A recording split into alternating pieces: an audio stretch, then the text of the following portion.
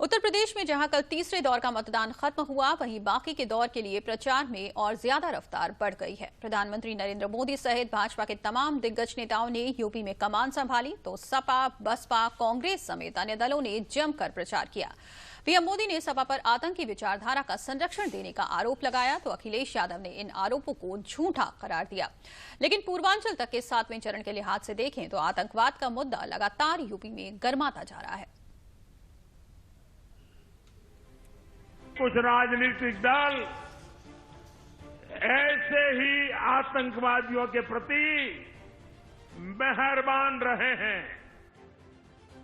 ये राजनीतिक दल वोट बैंक के स्वार्थ में आतंकवाद को लेकर नरमी बरतते रहे हैं।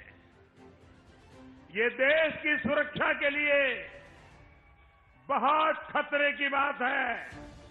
उत्तर प्रदेश विधानसभा चुनाव में इस समय सबसे ज्यादा चर्चा आतंकवाद के मुद्दे की है और रविवार को प्रधानमंत्री नरेंद्र मोदी ने भी समाजवादी पार्टी पर आतंकवाद को संरक्षण देने का आरोप लगाते हुए जमकर लताड़ लगाई। प्रधानमंत्री नरेंद्र मोदी ने आतंकी गतिविधियों में शामिल रहे लोगों के मुकदमे वापस लेने की घटना का जिक्र किया और कहा कि कैसे सपा सरकार के समय उत्तर प्रदेश में तमाम धार्मिक स्थलों पर बम धमाके हुए थे।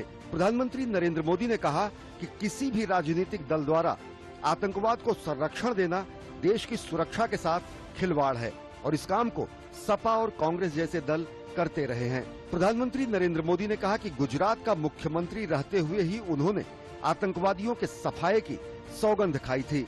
धरती खून से लाल हो चुकी थी, माताएं बहनें के आंसू रुकते नहीं थे।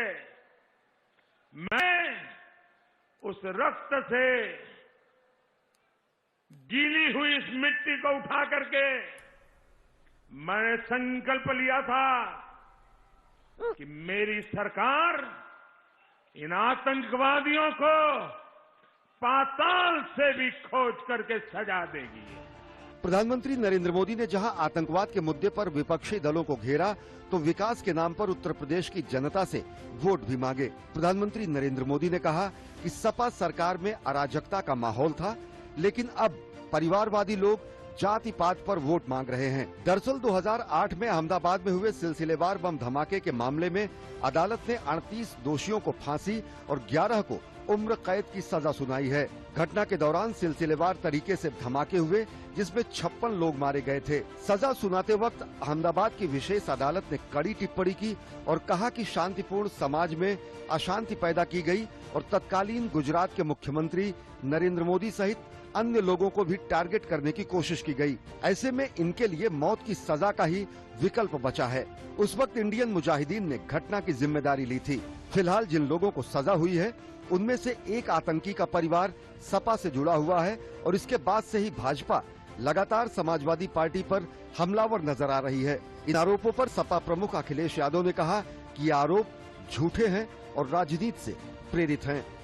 अहमदाबाद बम धमाकों के तार सीधे तौर पर समाजवादी पार्टी से जुड़े हैं। अखिलेश यादव जी अब तक मौन हैं, चुप्पी साधे हुए हैं। कारण क्या है? आतंकी का अब्बूजान, समाजवादियों का भाईजान, इसलिए बंद है जुबान। अखिलेश जी की बंद है जुबान।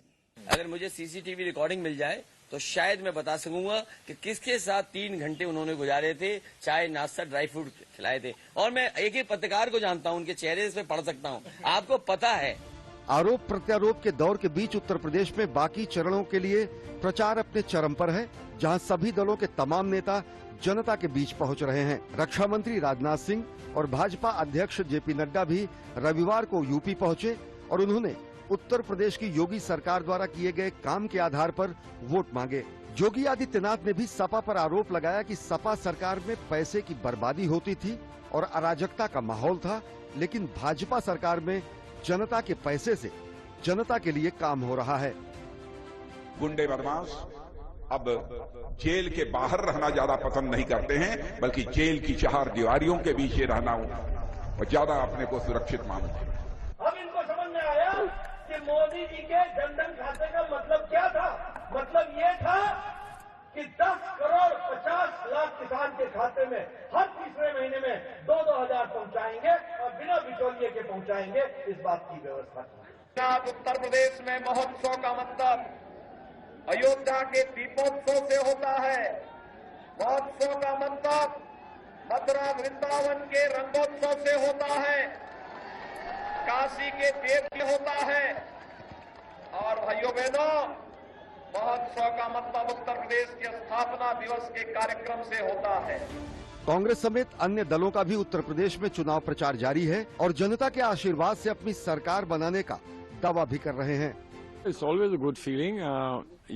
You build up over a long campaign, a tough campaign, and then you get this day when there is a sense of elation satisfaction and a sense of having achieved something for Indian democracy. जनता की आवाज रखना बहुत महत्वपूर्ण है और जनता के सामने, उत्तर प्रदेश की जनता के सामने एक नया विकल्प सामने आना बहुत जरूरी है, क्योंकि ये सारी पार्टियां जो भी चुनावी मैदान में हैं वो उत्तर प्रदेश में राज कर चुकी हैं, पर उत्तर प्रदेश की जनता को विकास से वंचित रखा है। हर गुजरते चरण के साथ उत्तर प्रदेश की सियासत में नए मुद्दों की गूंज सुनाई दे रही है, लेकिन आतंकवाद और राष्ट्रीय सुरक्षा जैसे मुद्दे बचे हुए दौर के मतदाताओं पर क्या प्रभाव छोड़ेंगे, ये तो जनादेश के रुख से ही स्पष्ट हो पाएगा। राज्य में मतगणना 10 मार्च को की जाएगी।